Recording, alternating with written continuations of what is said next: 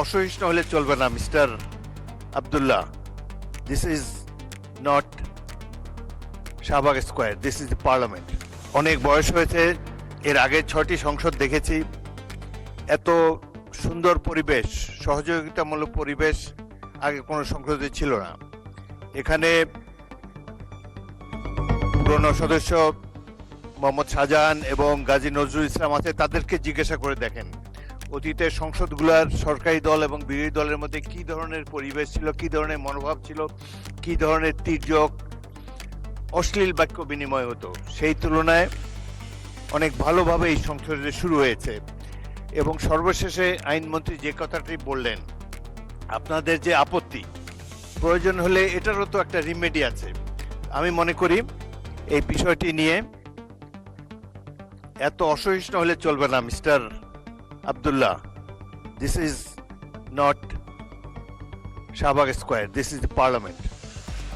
এখানে ধৈর্য ধরে অপেক্ষা করতে হবে, শুনতে হবে, আর মৌখিক কথাবার্তার স্কোপ খুবই কম।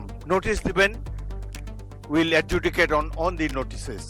এখন প্রশ্ন হলো, মাননীয় আইনমন্ত্রী যে কথাটি বলেছেন এটি পুনর্বিবেচনা করা যেতে পারে।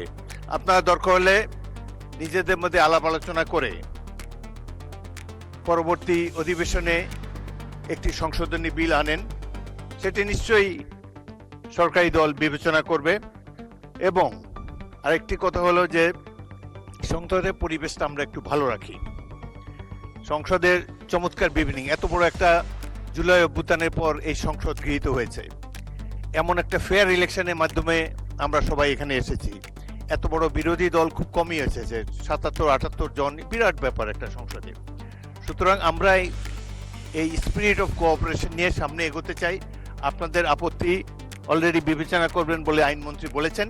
এ ব্যাপারে প্রয়োজন হলে আবারও বিলের সংশোধনী আনা যাবে। এই সংসদ 5 বছরের জন্য নির্বাচিত হয়েছে।